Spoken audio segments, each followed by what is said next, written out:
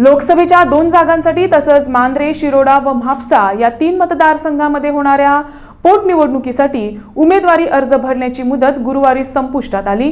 या उमेदवारांमध्ये जीत आरोलकर हे सर्वात श्रीमंत उमेदवार असल्याचं समोर आलंय। पाहूया इन गोवाचा विशेष वृत्तांत।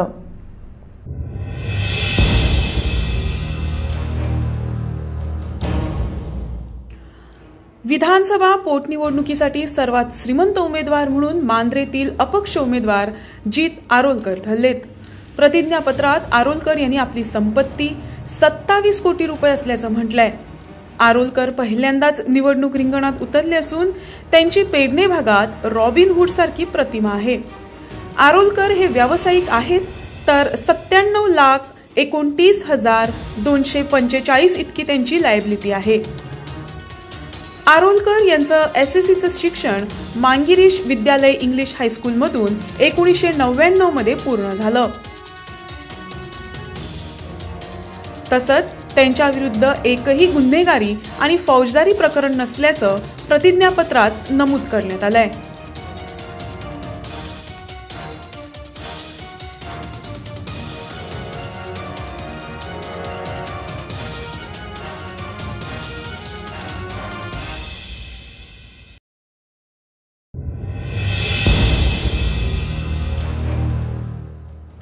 तर याच मतदारसंघातले त्यांचे प्रतिस्पर्धी उमेदवार दयानंद सोपटे यांची एकूण संपत्ती 3.71 कोटी रुपयांची आहे, तर 41,22,723 रुपये इतकी त्यांची लायबिलिटी आहे। त्याचबरोबर त्यांनी विधायक गृहनिर्माण योजनेखाली 20 लाखाचे तर वाहन खरेदीसाठी 60,000चं लोन घेतलंय।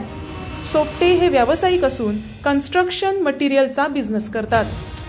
सोपटे यांनी 1985 मध्ये वाणिज्य शाखेतून बॅचलर्सची डिग्री बॉम्बे युनिव्हर्सिटीमधून प्राप्त केली आहे। त्यांच्या विरुद्ध एकही गुन्हेगारी आणि फौजदारी प्रकरण नसल्याचं प्रतिज्ञापत्रात नमूद करण्यात आलंय।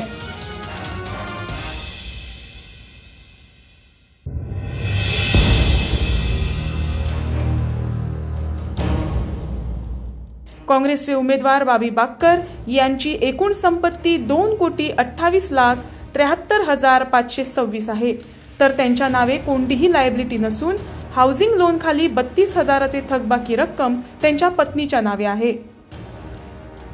बाक्कर हे देखील व्यावसायिक असून 1984 मध्ये त्यांनी IITचं शिक्षण पूर्ण केलंय।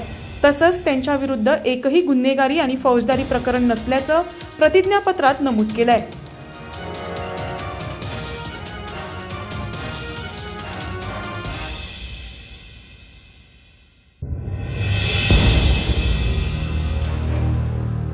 गोवा सुरक्षा मंचचे जयदेव नाईक यांची एकूण संपत्ती 38,80,363 इतकी असून 7,26,000ची लायबिलिटी आहे। जयदेव नाईक हे सुद्धा व्यावसायिक असून त्यांनी इलेक्ट्रॉनिक अँड कम्युनिकेशन इंजिनिअरिंग मध्ये 2002 साली डिप्लोमा केला।